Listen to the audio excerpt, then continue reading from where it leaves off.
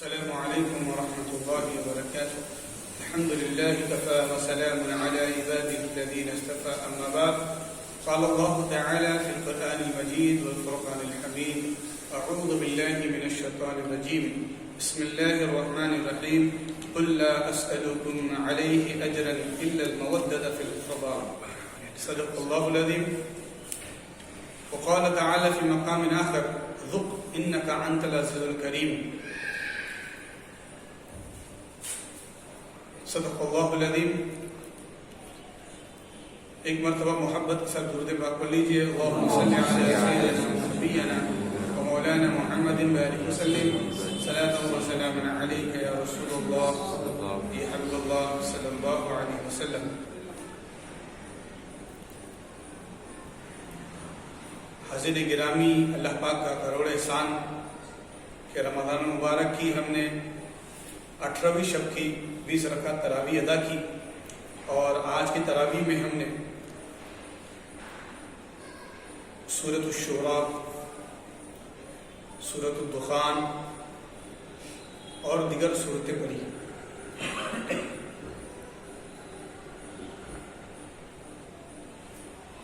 اللہ پاک اپنے مقدس کلام میں فرما رہا ہے: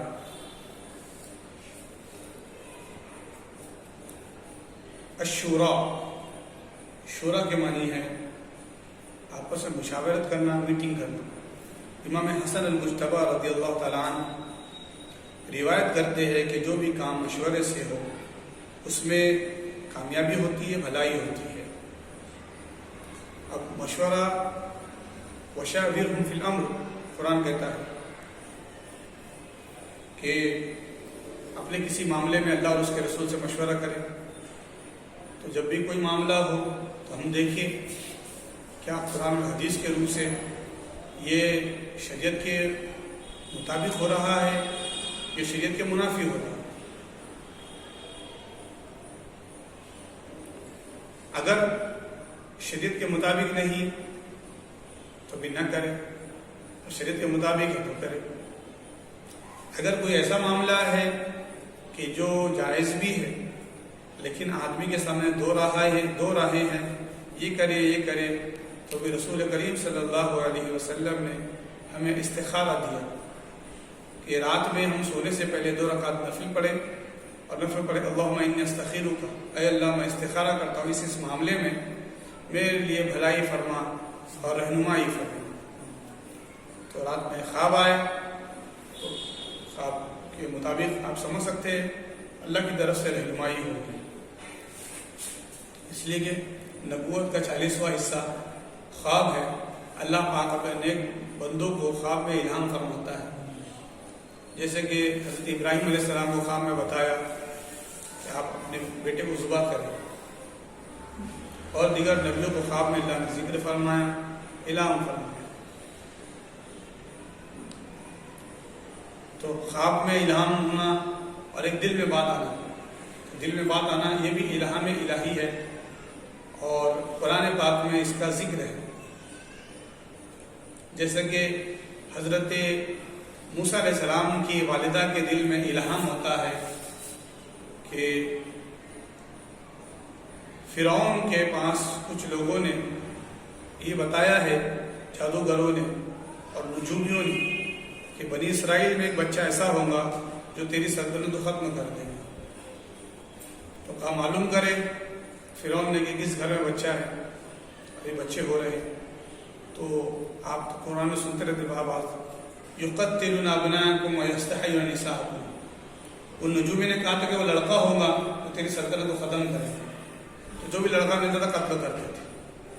حضرت موسیٰ علیہ السلام کی پیدائش ہوئی، اللہ پاک نے دل میں کہا فَأَلْقِهِ فِي الْيَمِّ فَالْتَقَطَهُ آلُ فِرْعَوْنَ.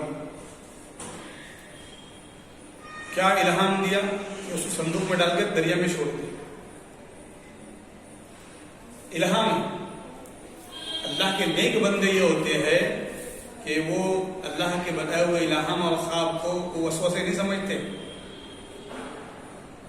میں اپنے بیٹے کو صندوق میں ڈال دوں گی اور پھر کسی سپاہی کو مل گیا وہ پانی میں ختم کر دے گا فرعون. تو لیکن کہا نہیں، یہ میرے رب کی طرف سے اشارہ ہے. اور آپ نے اس بچے کو صندوق میں ڈال دیا. وہ ندی کے کنارے جو ہے فرعون اور آسیہ دونوں ٹہل رہے تھے اور آپ کو واقعہ سنتے رہتے ہیں. تو اللہ پاک نے فرددناہ الی امہا کی تقر عینہا،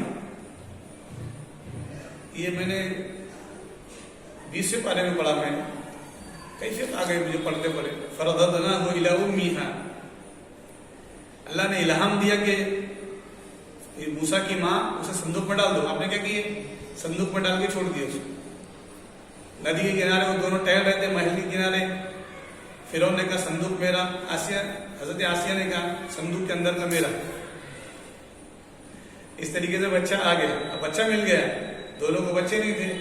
کیا کریں؟ چلو بچہ مل گیا. اب اس کو کون دودھ پلائے گا؟ بڑا حسین و جمیل خوبصورت بچہ ہے. پورے مصر میں اعلان ہوا کہ خوبصورت جو ہے وہ دائیا اور جو ہے دائی آئے اور ان کو دودھ پلائے. اشرف بڑے بڑے اعلیٰ خاندان کے. تو آتے گئے لیکن کسی کی طرف بچے کا التفات نہیں. وہی رونا چالو اس کا. قالت لاختی قصی فبصرت به عن جنوب وهم لا يشعرون. حضرت موسیٰ کی بہن کو ان کی امی نے کہا جاؤ ذرا ماحول دیکھو ذرا باہر کیا ہے. جب مجھے معلوم ہوا کہ ایک بچہ ملا ہے فرعون کے محل میں اور وہ بچہ کسی کا دودھ نہیں پیتا. بولے امی ایک بچہ ملا ہے. تو کہا جاؤ کسی کنیز کو پکڑو اور کہو کہ ایک دائی ایک دودھ پلانے والی میرے پاس بھی پلائے گی کیا؟ آپ بولے ہاں. تو کنیز کو جب بتاتے ہیں تو کنیز جا کے معلوم کرتے اور کنیز اسے بولتی ہے تاکہ وہ اشراف اور وہ رئیس اور جو بڑے جو ہے محل میں ان سے ذکر کریں. باہر مصر کے اتنے بڑے بڑے جو خاندان کے بڑے بڑے اعلیٰ اشرف لوگ آ رہے، بچہ ان کا دودھ نہیں پی رہا. اور یہاں کوئی خاتون ہوگا سب ذرا دیکھو صحیح بول کے. قرآن کہتا ہے وحرمنا علیہ المراضع من قبل فقالت هل ادلکم علی اہل بیت یکفلونہ وهم له ناصحون. کوئی عورت کفالت کرے، ہم نے ہر عورت کے لیے وحرمنا، ہم نے حرام کر دیا کہ اس کا دودھ پیے. اور جیسے ہی حضرت موسیٰ کی والدہ کو بولا گیا اور آپ آئی، کہا کہ میں بھی دودھ پلاتی ہوں، میں بھی بڑے خاندان کی ہوں، ذرا دیکھتی ہوں بچے کو. حضرت موسیٰ علیہ السلام کو جیسی گود میں لیے ماں کی گود سمجھ گئے.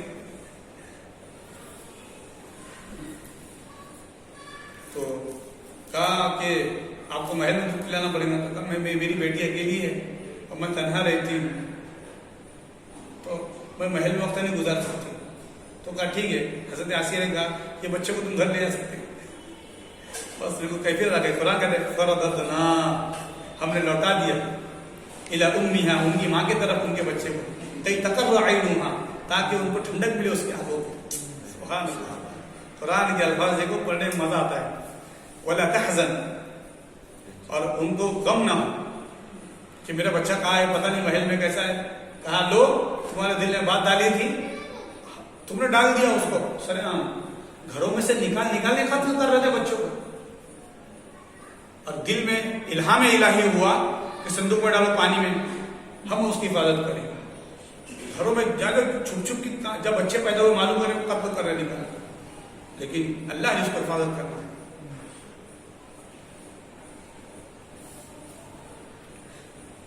اسی لیے شاعر کہتا ہے کہ اندھیروں کو یہ کھل رہا ہے، دیا میرا بھی جل رہا ہے. اندھیروں کو یہ کھل رہا ہے، دیا میرا یہ جل رہا ہے.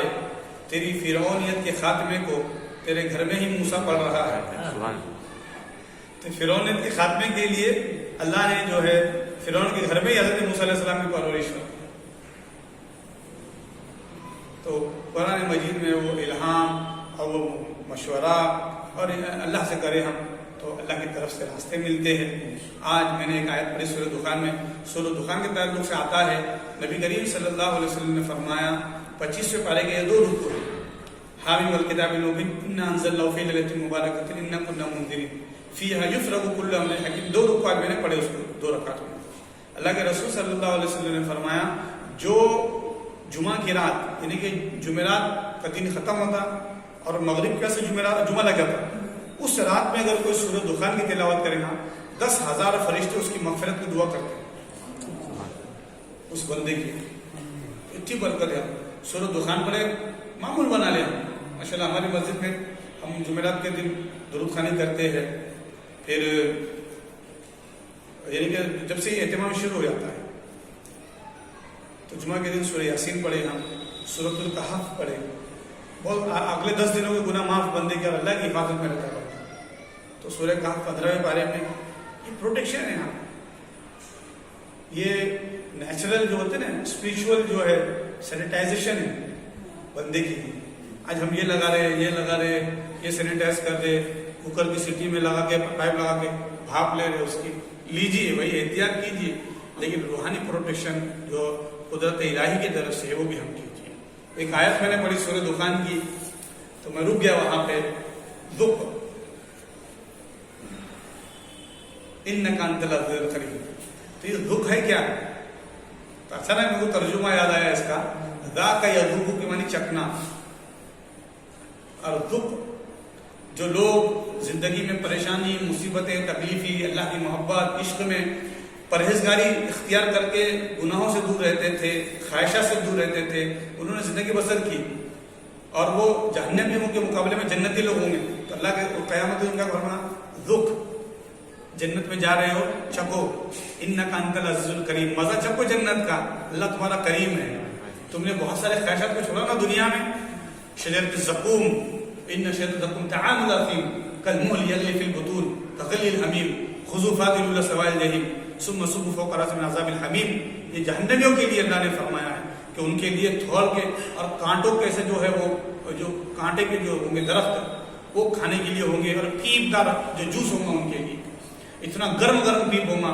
قرآن کہتے اللہ کہ آدمی پیاس کے مارے جب پینے جائے گا تو گرمی کے مارے زبان خود اس میں گر جائے گی پگھل کر, اتنا گرم ہوا جانا.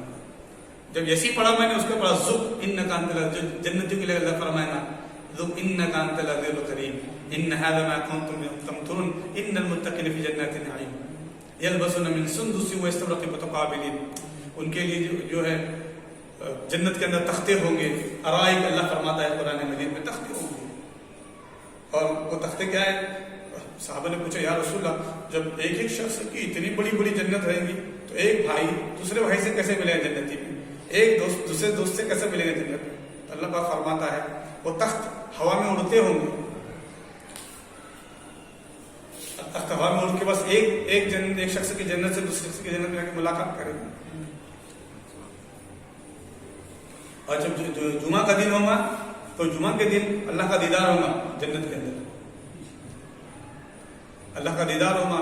اللہ پاک فرمائے الرحمن, خود اللہ فرمائے بندے جب سنیں گے اللہ کا کلام بے ہوش ہو جائیں گے, کئی دن کے بعد اٹھیں گے, اور جب اپنے محل میں واپس تب لوٹیں گے تو محل میں کنیزیں, گھر کی عورتیں جو بھی ہوں گی, اللہ پاک سب کو جنتی بنائے.